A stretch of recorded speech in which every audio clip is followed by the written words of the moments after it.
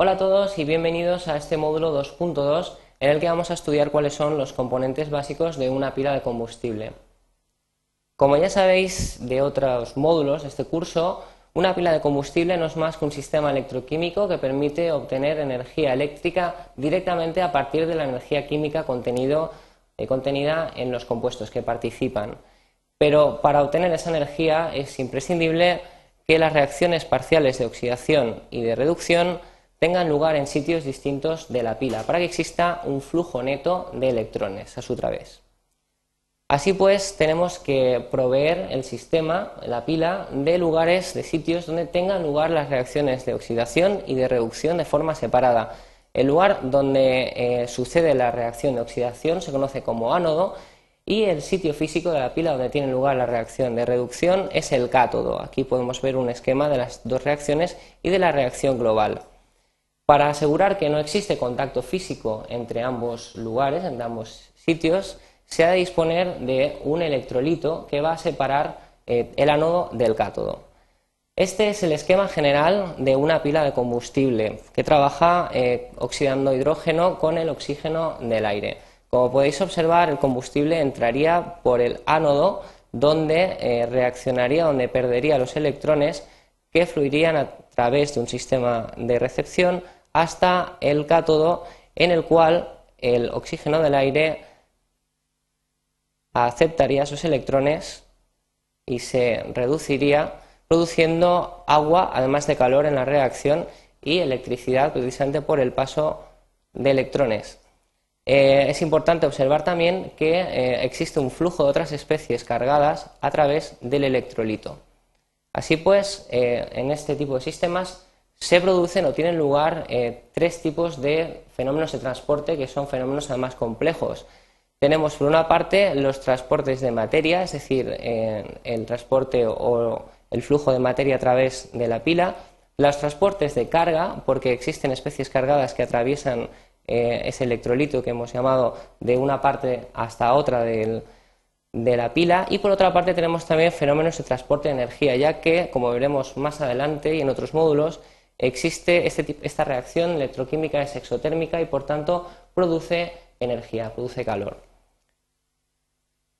Entrando ya en lo que sería la descripción de los distintos elementos básicos de la pila, empezaremos por los electrodos, que como hemos dicho son los sitios físicos donde se producen las reacciones electroquímicas, la reacción anódica y la reacción catódica. Es importante que estos lugares tengan una superficie específica muy elevada, es decir, existan sitios físicos donde puedan introducirse la mayor cantidad de volumen o la mayor cantidad de compuesto para que la reacción sea más eficiente. Además, tienen que ser capaces de transportar las distintas especies de una fase a otra. Ahora lo veremos con mayor detalle para todos los dos electrodos. En el caso del ánodo, donde recordemos tiene lugar la oxidación del hidrógeno, se ponen en contacto el combustible sin oxidar, es decir, el hidrógeno gas, el combustible oxidado, es decir, esta especie de protón, y luego el propio ánodo, que es un sólido que además, como veremos aquí, debe tener una estructura porosa para que la superficie de intercambio sea mayor. El cátodo tiene características similares, aunque si cabe un poco más complejo, dado que aparte de tener el comburente, es decir, el oxígeno sin reaccionar y el comburente reducido, es decir, ese ion oxígeno, también vamos a tener la especie oxidada y en este caso el agua que tenemos que de alguna forma gestionar en todo el sistema de la pila. Y de igual forma que el ánodo, como hemos comentado antes, también ha de tener una estructura porosa que sea similar para que tenga una relación de superficie-volumen lo más elevada posible. Los electrodos son además los responsables de las etapas más importantes de la pila, ya que es donde tienen lugar las reacciones electroquímicas.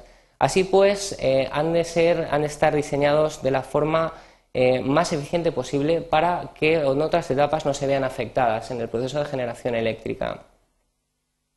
Son además los elementos más caros porque normalmente para catalizar estas reacciones se requieren del uso de metales nobles o de transición. Cuando el ánodo y el cátodo son de la misma naturaleza, lo que tenemos son pilas bipolares, ya que se podría invertir el sistema o invertir el sentido de las reacciones dado que los materiales son exactamente iguales. Por otra parte, el electrolito, que es la parte central de la pila, es también un elemento muy importante, dado que tiene que llevar a cabo la conducción de los iones cargados en el ánodo, tiene que separar además el ánodo y el cátodo de una forma eficiente y evitar que exista una mezcla directa del combustible sin reaccionar con el comburente.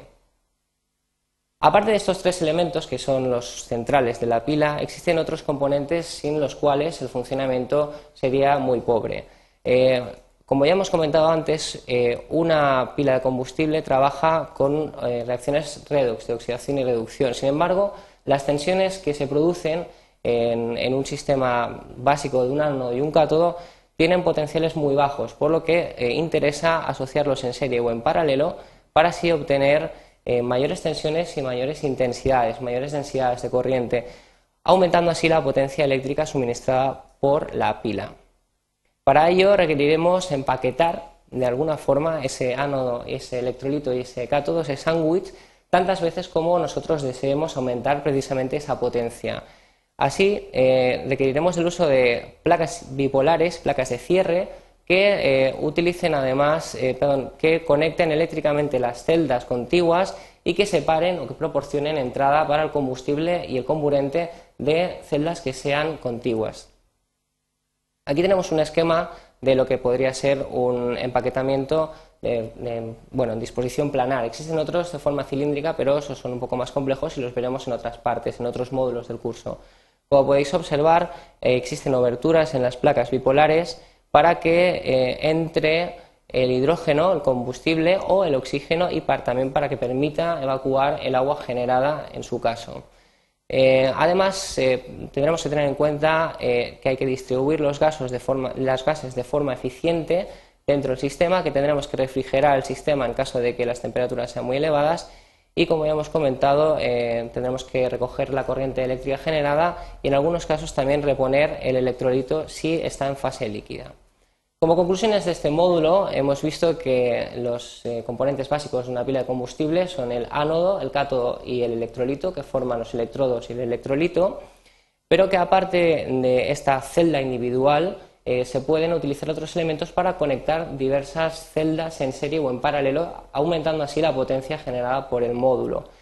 Será necesario también utilizar otros sistemas de aprovechamiento térmico y eléctrico para que el funcionamiento sea el correcto. Y con esto terminamos este módulo 2.2.